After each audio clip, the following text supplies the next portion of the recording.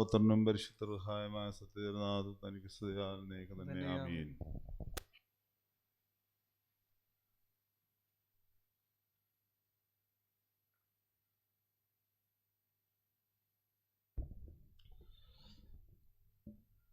ദൈവനാമം മഹത്വപ്പെടട്ടെ. ഒന്നിനായ റമ്പാശൻ, ബഹുമാനപ്പെട്ട അച്ഛൻ, കർത്താവിനയക്കപ്പെട്ടവരെ, പരിശുദ്ധ പെന്തക്കോസ്ത് പെരുന്നാളിന് ശേഷമുള്ള രണ്ടാമത്തെ ഞായറാഴ്ചയാണ് ഇന്ന്. നമുക്കെല്ലാവർക്കും അറിയാവുന്നതുപോലെ പരിശുദ്ധ സഭയുടെ ശ്ലീഹാ നോമ്പിൻ്റെ അനുഷ്ഠാനത്തിലൂടെയും ആചരണത്തിലൂടെയും സഭ കടന്നു പോകുന്ന ദിനങ്ങൾ. പരിശുദ്ധനായ ലൂക്കോസിന്റെ സുവിശേഷം 6-ാം അധ്യായം 12 മുതലുള്ള ഭാഗങ്ങളാണ് ഈ ദിവസത്തെ സന്ധ്യാവാദനയായി ക്രമീകരിച്ചിരിക്കുന്നത്. ഇന്ന് വായിച്ച വിശുദ്ധ വേദഭാഗം പരിശുദ്ധനായ മത്തായിയുടെ സുവിശേഷം 10-ാം അധ്യായം 34 മുതൽ 11-ാം അധ്യായം 1 വരെയുള്ള വാക്യങ്ങളുമാണ്. രണ്ട് ചിന്തകൾ പരിശുദ്ധ ശ്ലീഹന്മാരുടെ നാമത്തിലുള്ളതായ നോമ്പാചരണവുമായി ബന്ധപ്പെട്ട് നമ്മുടെ മുമ്പാകെ ഇവിടെ വരികയാണ്. ദൈവത്തിൻ്റെ പരിശുദ്ധ റുഹായുടെ ശക്തി സ്വീകരിച്ച് ലോകമൊക്കെയും പോയി കർത്താവിനെക്കുറിച്ച് പറയുകയും ലോകത്തിന് മുമ്പാകെ നല്ല വാർത്ത അറിയിക്കുകയും അതുവഴി കർത്താവിൻ്റെ ശരീരമായ സഭയെ സ്ഥാപിക്കുകയും ചെയ്ത ശ്ലീഹന്മാരുടെ സ്മരണയിലാണ് നാം മുന്നോട്ട് പോകുന്നത്. അവരുടെ തെരഞ്ഞെടുപ്പിനെക്കുറിച്ച് നാം വായിക്കുന്നത്, കർത്താവ് ഒരു ദിവസം പ്രാർത്ഥിക്കുവാനായി മലയിലേക്ക് പ്രവേശിച്ചു. ദൈവത്തോടുള്ള യാചനയിലും പ്രാർത്ഥനയിലും രാത്രി മുഴുവൻ കഴിച്ചുകൂട്ടി. നേരം വെളുത്തപ്പോൾ അവൻ തൻ്റെ ശിഷ്യന്മാരെ വിളിച്ച് അവരിൽ നിന്ന് 12 പേരെ തിരഞ്ഞെടുത്തു. ഇത് വളരെ പ്രധാനപ്പെട്ട ഒരു വിഷയമാണ്. ശ്ലീഹന്മാരുടെ തെരഞ്ഞെടുപ്പിനെ കുറിച്ചാണ് ഇവിടെ എഴുതിയിരിക്കുന്നത്. യേശു തമ്പുരാൻ ഒരു പകൽ മുഴുവൻ മലയിലേക്ക് പോയി രാത്രി മുഴുവൻ അവിടെ കഴിച്ചുകൂട്ടി തൻ്റെ പിതാവിനോടുള്ള സംസർഗത്തിൽ ചെലവഴിച്ച് പിതാവാൻ ദൈവം തന്നെ ഭൂമിയിലേക്ക് അയച്ച നിയോഗം എന്ത് എന്ന് കൃത്യമായി പിതാവിനോട് തന്നെ ഒരു രാത്രി മുഴുവൻ ചോദിച്ച് പ്രാർത്ഥനയുടെ അന്തരീക്ഷത്തിൽ രാവിലെ മലയിൽ നിന്ന് താഴേക്ക് വന്ന് അവിടെ ഉണ്ടായിരുന്ന ശിശു സമൂഹത്തെ മുഴുവൻ വിളിച്ച്, കൂടെ ഉണ്ടായിരുന്നവർ മുഴുവൻ വിളിച്ച് അതിൽ നിന്ന് 12 പേരെ തിരഞ്ഞെടുത്തു എന്നാണ് എഴുതിയിരിക്കുന്നത്. എൻ്റെ അർത്ഥം, ശ്ലീഹന്മാരുടെ വിളി കർത്താവ് വെറുതെ നടത്തിയതല്ല എന്നുള്ളതാണ്. യേശു തമ്പുരാൻ വെറുതെ നടത്തിയത് അല്ല. തീർച്ചയായും പോകുന്ന വഴിക്ക് കർത്താവ് പലരെയും വിളിച്ചതായി കാണുന്നു. പത്രോസിനെയും അന്ത്രയോസിനെയും യാക്കോബിനെയും യോഹന്നാനെയും മറ്റു പലരെയും ഒക്കെ വിളിച്ചതായി കാണുന്നുണ്ട്. പക്ഷെ അവർ വിളിച്ചുവെങ്കിലും അവരെ തൻ്റെ 12 ശ്ലീഹന്മാരായി തിരഞ്ഞെടുത്തത് പിന്നീടാണ് എന്നത് ഈ വേദവായന ഭാഗം നമ്മെ ഓർമ്മപ്പെടുത്തുകയാണ്. പല പ്രാവശ്യമായി വിളിച്ച ശ്ലീഹന്മാരിൽ നിന്ന് 12 പേരെ കൃത്യമായി തിരഞ്ഞെടുത്തിരിക്കുകയാണ്. എന്താണ് ഈ 12ൻ്റെ അർത്ഥം എന്നുള്ളത് അറിയാൻ മേല, നമുക്ക് ഊഹിക്കാവുന്നതേ ഉള്ളൂ. ഞാൻ നമ്മുടെ മെത്രാസത്തിലെ പള്ളികളിലെല്ലാം ഒരു ബോക്സ് വെച്ചിട്ട് നിങ്ങളുടെ ചോദ്യങ്ങളൊക്കെ അതിൽ എഴുതിയിടാൻ പറഞ്ഞപ്പോഴേ അതിലാരോ ഒരാൾ ഒരു ചോദ്യം എഴുതിയിട്ടുണ്ടായിരുന്നു. എന്താണ് ഈ 12 പേരെ തിരഞ്ഞെടുക്കാൻ കാരണം എന്നത്. അതിന് ഉത്തരം ഞാനിതുവരെ കൊടുത്തില്ല, കാരണം അതിന് ഊഴമായി വരുന്നതേ ഉള്ളൂ. എന്താണ് ഈ 12 പേരെ കർത്താവ് തിരഞ്ഞെടുത്തത് എന്നത് ഒരു പ്രധാനപ്പെട്ട ചോദ്യമായി എൻ്റെ മുമ്പാകെ വന്നത് ഞാനിത് വായിച്ചപ്പോൾ പെട്ടെന്ന് ഓർക്കുകയായിരുന്നു. 72 അറിയിപ്പുകാരും അതിനപ്പുറമായ സമൂഹവും ഒക്കെ ഉണ്ടായിരുന്നപ്പോൾ അതിൽ നിന്ന് പ്രത്യേകിച്ച് 12 പേരെ തിരഞ്ഞെടുത്തത് എന്തുകൊണ്ട്, എങ്ങനെ എന്ന ഒരു ചോദ്യം വളരെ പ്രാധാന്യമുള്ളതാണ്. അത് നാനും ചിന്തിക്കേണ്ട ഒരു വിഷയമാണ്. ഇസ്രായേലിൻ്റെ 12 ഗോത്രങ്ങൾക്ക് തുല്യരായി പുതിയ ഇസ്രായേലിൻ്റെ 12 ഗോത്രങ്ങളെയും നയിക്കുവാൻ തക്കവണ്ണം ലോകമൊക്കെയും പോയി കൃത്യമായി തൻ്റെ ശരീരമായ സഭയെ സ്ഥാപിക്കുവാൻ തക്കവണ്ണം ഒരു പൂർണ്ണതയുടെ നമ്പരായി കർത്താവ് 12 കാണുകയാണ്. ആ 12 പേരെയും വിളിക്കുകയാണ്. ഇതിനകത്ത് മറ്റൊരു യാഥാർത്ഥ്യം കൂടിയുണ്ട്. അത് നമ്മൾ ചിന്തിക്കേണ്ട ഒരു വിഷയമാണ്. പ്രത്യേകിച്ച് ഇന്നത്തെ കാലഘട്ടത്തിൽ ശിഷ്യ സമൂഹത്തെക്കുറിച്ച് മോശമായ ചിന്തകൾ രൂപപ്പെട്ടു വരുമ്പോൾ കർത്താവ് ആകെ 12 എണ്ണത്തെ തിരഞ്ഞെടുത്തു. 12 പേരുടെയും സ്വഭാവ രീതികളിൽ ഉള്ള വ്യത്യാസങ്ങൾ വളരെ വലുതാണ്. പത്രോസ് മുതൽ യോഹന്നാൻ വരെയുള്ള ആളുകളുടെ സ്വഭാവ രീതികളിൽ വളരെ വലിയ വ്യത്യാസങ്ങൾ ഉണ്ടായിരുന്നു എന്നതും നാം വേദപുസ്തകത്തിൽ വായിക്കുന്ന ചില കാര്യങ്ങളാണ്. ചിലർ വളരെ എക്സ്ട്രോവർട്ട് എന്ന് എങ്ങനെയാണ് പറഞ്ഞത് എനിക്കറിയത്തില്ല, ഇവിടെ ഇംഗ്ലീഷുകാർക്ക് നിൽപ്പുണ്ട്. വേറെ ചിലർ ഇൻട്രോവർട്ടായിരുന്നു എന്നതും കാണുന്ന കാഴ്ചയാണ്. ചിലർ എടുത്തടിച്ച് വർത്തമാനം പറയുന്നവരായിരുന്നു, ചിലർ സാഹസികരായിരുന്നു, ചിലർ ശാന്തരായിരുന്നു, ചിലർ മൗനി ഇങ്ങനെ മാറി നിൽക്കുന്ന ആളുകളായിരുന്നു. ഇങ്ങനെയൊക്കെയുള്ള ആളുകളായിരുന്നു അവർ. ഒരാൾ ഒറ്റിക്കൊടുക്കുന്നവനുമായിരുന്നു, ഒരാൾ കർത്താവിനെ ബിട്രേ ചെയ്യുന്ന ആളുമായിരുന്നു, മറ്റൊരാൾ എടുത്തടിച്ച് വർത്തമാനം പറയുന്ന ആളും ഒരവസരം കിട്ടിയപ്പോൾ കർത്താവിനെ തള്ളിപ്പറഞ്ഞ ആളുമാണ്. വേറൊരാൾ ബാക്കിയുള്ളവരെല്ലാവരും കൂടി ഇന്നപ്പോഴും മാറി നിന്ന ആളാണ്. ചില കാഴ്ചകൾ ഇവരിലെല്ലാം നാം കാണുന്നുണ്ട്. ഇതെല്ലാം ഈ ലോകത്തിൻ്റെ ചില വികാരങ്ങളാകുന്നു എന്ന് കർത്താവ് കൃത്യമായി മനസ്സിലാക്കിക്കൊണ്ട് തന്നെയാണ് 12 പേരെ തിരഞ്ഞെടുത്തത്.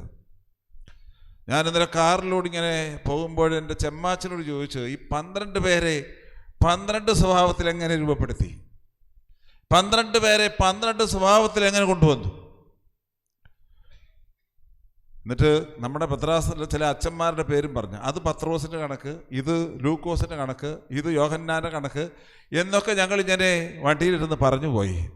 ഇത് ചില യാഥാർത്ഥ്യങ്ങളാണ്, ദൈവത്തിൻ്റെ നിയോഗങ്ങളാണ്, കർത്താവിൻ്റെ നിയോഗങ്ങളാണ്. തെരഞ്ഞെടുപ്പിനകത്ത് ഒരു രാത്രി മുഴുവൻ കർത്താവ് പ്രാർത്ഥിച്ചിട്ട് 12 പേരെ തിരഞ്ഞെടുത്തപ്പോൾ അതിനകത്തും കണ്ട സ്വഭാവ വൈശിഷ്ട്യങ്ങളും വൈരുദ്ധ്യങ്ങളുമാണ് ഞാൻ നിങ്ങളുടെ മുമ്പാകെ ഇപ്പോൾ ഈ വേദവായന ഭാഗത്തിലൂടെ വെളിപ്പെടുത്തിയത്. ശ്ലീഹന്മാർ 12 പേരുടെ പേര് ഇവിടെ പറയുന്നുണ്ട്. നമ്മുടെ ശ്ലീഹായ മാർത്തോമാ ശ്ലീഹയുടെ പേരും വളരെ ഭംഗിയായിട്ടുണ്ട്. മാർത്തോമാ ശ്ലീഹ വിശുദ്ധ വേദപുസ്തകത്തിൽ പലയിടങ്ങളിലും ഇടം പിടിച്ച ആളാണ്, പലയിടങ്ങളിലും ഇടം പിടിച്ചിട്ടുണ്ട്. യോഹന്നാൻ 11-ലും യോഹന്നാൻ 14-ലും യോഹന്നാൻ 20-ലും ഒക്കെ തോമാസ് ശ്ലീഹ ഉണ്ട്. പത്രോസ് ശ്ലീഹ ഒരുപാട് സ്ഥലങ്ങളിൽ കയറി ഇടം പിടിച്ചിട്ടുണ്ട്. അന്ത്രയോസും നഥാനിയേലും ഒക്കെ പലയിടങ്ങളിൽ ഇടം പിടിച്ചിട്ടുണ്ട്. ചിലർ ഈ പേരുള്ളിടത്ത് മാത്രമേ ഇടം പിടിച്ചിട്ടുള്ളൂ. ചില ആളുകൾ ഈ പേരിട്ടെടുത്ത് മാത്രമേ ഇടം പിടിച്ചിട്ടുള്ളൂ വേദപുസ്തകത്തിൽ. അവർ പിന്നെ പുറത്താണ് ഇടം പിടിച്ചിരിക്കുന്നത്. ഇങ്ങനെയുള്ള ചില കാഴ്ചകൾ നാം കാണുന്നുണ്ട്. ഞാൻ പറയാൻ ഉദ്ദേശിച്ചത്, ശ്ലീഹന്മാരുടെ വിളിയിലും നിയോഗത്തിലും ദൈവത്തിന് ചില പദ്ധതികളുണ്ട്.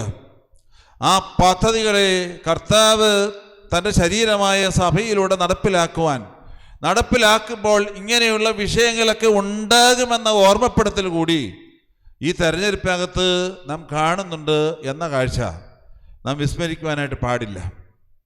ഇവിടെ ഇപ്പം വൈദിക വിദ്യാർത്ഥികളും വൈദികരാകാനുള്ള ആളുകളും വൈദികരും റംബാനും മെത്രാനും ഒക്കെ നിങ്ങളുടെ മുമ്പാകെ നിൽക്കുകയാണ്.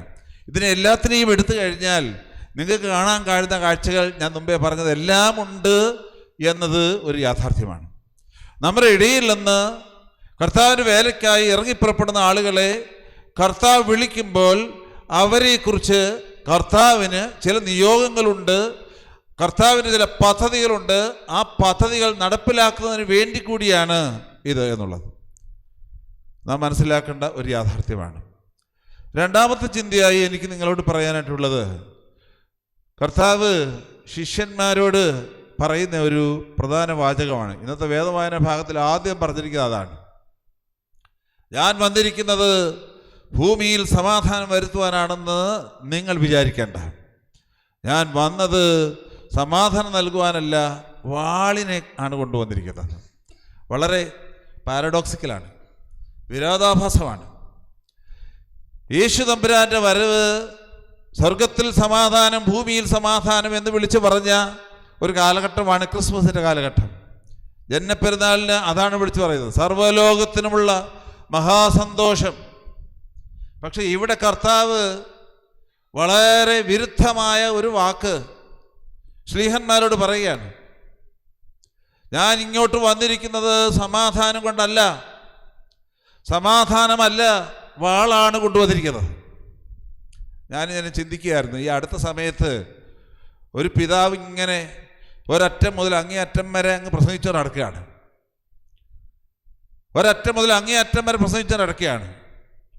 അത് വളരെ ലഡു എറിയുന്നത് പോലെ എറിയുകയാണ്. കൊഴുക്കട്ടയ്ക്കകത്ത് അത്യാവശ്യം വേണ്ട കയ്പ് വെച്ച് ഉള്ള പരിപാടികൾ ആ പ്രസംഗങ്ങളിൽ കാണുന്നുണ്ട്. പരിഹാസമുണ്ട്. ഇങ്ങനെ പല കാര്യങ്ങളിങ്ങനെ പോയിക്കൊണ്ടേയിരിക്കുകയാണ്. സത്യത്തിന് വിരുദ്ധമായ പലതുമുണ്ട്. ഇടയ്ക്കിടയ്ക്ക് ദൈവസ്നേഹത്തെക്കുറിച്ചും പറയുന്നുണ്ട്. ഈ അടുത്ത സമയത്ത് എല്ലാ ദിവസവും ഇത് കാണാം. ഇങ്ങനെ ഇഷ്ടംപോലെ പ്രസംഗങ്ങൾ നമ്മൾ കാണുന്നുണ്ട്, എല്ലാം പറയുന്നുണ്ട്.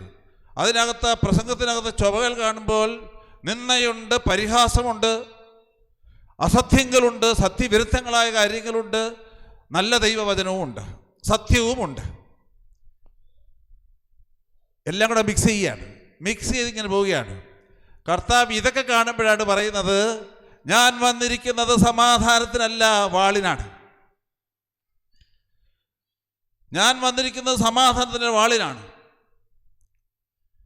ഇത് വളരെ പ്രാധാന്യത്തോടെ നാം കാണേണ്ട മറ്റൊരു വിഷയമാണ്. ഇവിടെ താഴോട്ട് അതിൻ്റെ യഥാർത്ഥമായ കാര്യങ്ങൾ കർത്താവ് പറയുന്നുണ്ട്. മകനെ അപ്പനെതിരായി, മകളെ അമ്മയ്ക്കെതിരായി, മരുമകനെ അമ്മാവിയപ്പനെതിരായി, തിരിച്ചങ്ങോട്ട് എല്ലാവരും തമ്മിൽ തെറ്റിക്കാനാണ് വന്നിരിക്കുന്നത്. കാരണം എന്താ? ഞാൻ മുമ്പേ പറഞ്ഞ കാറ്റഗറിയും ഇപ്പോൾ ഈ പറയുന്ന അമ്മ, അപ്പൻ, അമ്മായിയമ്മ, മരുമകൻ, ഇതെല്ലാ കാറ്റഗറികളും ഇപ്പോൾ ദൈവത്തെ സ്നേഹിക്കണമെന്ന് പറയുകയും എന്നാൽ ദൈവസ്നേഹത്തിന് വിരുദ്ധമായി പ്രവർത്തിക്കുകയും പ്രസംഗിക്കുകയും ചെയ്യുന്നതായ ഒരു കാലഘട്ടത്തിലാണ്. കർത്താവിനെ സ്നേഹിക്കുന്നതിനപ്പുറമായി ഈ ലോകത്തിലുള്ളതായ എന്തിനോട് കൂടെ നടന്നാലും അവിടെയൊക്കെയാണ് അസമാധാനം ഒരു വിത്തായി വീഴുന്നത്, വാള് വീഴുന്നത്. അതാണ് കർത്താവ് ഇവിടെ പറയുന്നത്. അതല്ലാതെ കർത്താവ് അസമാധാനം കൊണ്ടുവന്നിട്ടില്ല. So it is not at all a paradox. ഇതൊരു പാരഡോക്സ് അല്ല, ഒരു വിരോധാഭാസമല്ല. പിന്നെയോ നമ്മുടെ ചെയ്തികളെ, നാം പ്രവർത്തിക്കുന്നതും നാം പറയുന്നതും നാം ചിന്തിക്കുന്നതുമായ കാര്യങ്ങളെ കർത്താവ് കൃത്യമായി മനസ്സിലാക്കി വളരെ ശക്തമായി പ്രതികരിക്കുകയാണ്.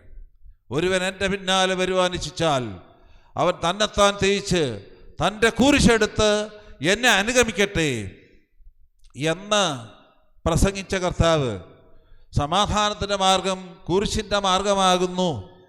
അതിനകത്ത് നിന്ന പരിഹാസം കുരിശിനാണ്, കുരിശിനോടാണത്, കർത്താവിനോടാണത്. അങ്ങോട്ടും ഇങ്ങോട്ടുള്ള പോരാട്ടങ്ങളും കർത്താവിനോടാണ്. അതുകൊണ്ട് കുടുംബങ്ങളിലുള്ള ധ്രുവീകരണങ്ങളും ശിഥിലീകരണങ്ങളും എല്ലാം കർത്താവിനെതിരാണ്. ദൈവസ്നേഹത്തിൽ നിന്ന് മാറി നിൽക്കുന്നതാണതെല്ലാം. നമ്മുടെ ചിന്തകളിൽ തെറ്റായ രീതികൾ മുന്നോട്ട് പോകുന്നെങ്കിൽ അതും കർത്താവിനെതിരാണ്. പ്രിയമുള്ളവരെ, ഞാനെൻ്റെ വാക്കുകളോട് ഉപസംഹരിക്കട്ടെ. സ്ലീഹന്മാരുടെ പെരുന്നാൾ